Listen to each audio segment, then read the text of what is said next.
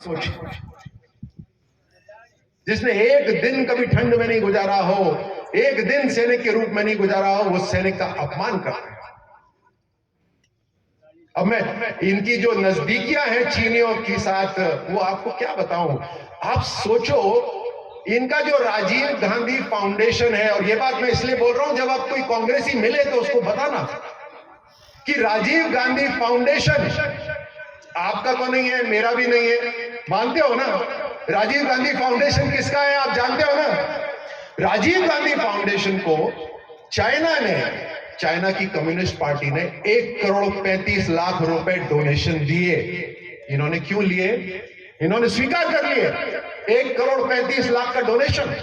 जाकिर नाइक की फाउंडेशन, जिसको आज हिंदुस्तान में प्रवेश करने की अनुमति नहीं है, जाकिर नाइक की फाउंडेशन ने राजीव गांधी फाउंडेशन को 50 लाख रुपए दिए। ये तो बिके हुए हैं सारे के सारे। ये क्या हिंदुस्तान के लिए बात करेंगे? आज जो ये भाषा बोलते हैं, या तो ये पाकिस्तान की भाषा बोलते हैं, या ये चाइना की बात बोलते हैं। ये कभी हिंदुस्तान की भाषा कभी नहीं बोलते।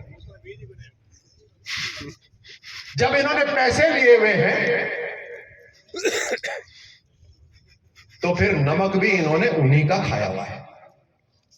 इन्होंने हिंदुस्तान का नमक नहीं खाया। इनकी भाषा से साफ दिखाई देता है। इनको सबूत चाहिए होते हैं। जब भारत की सेना हमला करके ध्वस्त कर कर आती है तो बोलते हैं हमें सबूत दिखाओ। ये वो बात याद नहीं रखते कि हमारे सैनिक इतने जाबाज हैं कि अगर सबसे पुराना भी हवाई जहाज दे दो ना, MiG-21, उससे पाकिस्तान का सबसे आधुनिक हवाई जहाज F-16 को भी मार गिराते हैं। ऐसे हमारे पायलट हैं। और ये पुराने हवाई जहाज किस कारण थे? ये इनके कारण थे, कांग्रेस के कारण। अभी कल परसों बोल रहे थे कि चाइना हमले के लिए तैयारी कर रहा है। अगर हमले के लिए तैयारी कर रहा है तो जब भारत में आपकी सरकार थी, कांग्रेस की सरकार थी, तो आपने क्या करा? आपने सेना के लिए क्या करा? आपने भारत की सुरक्षा के लिए क्या तैयारी करी? 10 साल तक कांग्रेस जब सरकार में थी तो उन्होंने एक भी आधुनिक हथियार नहीं लिया, एक भी लड़ाकू विमान इन्होंने नहीं खरीदा, एक भी तोप इन्होंने नहीं खरीदी, एक भी नया रडार लेकर नहीं आए। यहां तक कि साधारण बुलेट जैकेट तक भी इन्होंने हिंदुस्तान के सैनिकों को नहीं दी। और यह बात करते हैं आज चाइना युद्ध की तैयारी कर रहे हैं। तो आप क्या कर रहे थे जब आपके पास सत्ता थी?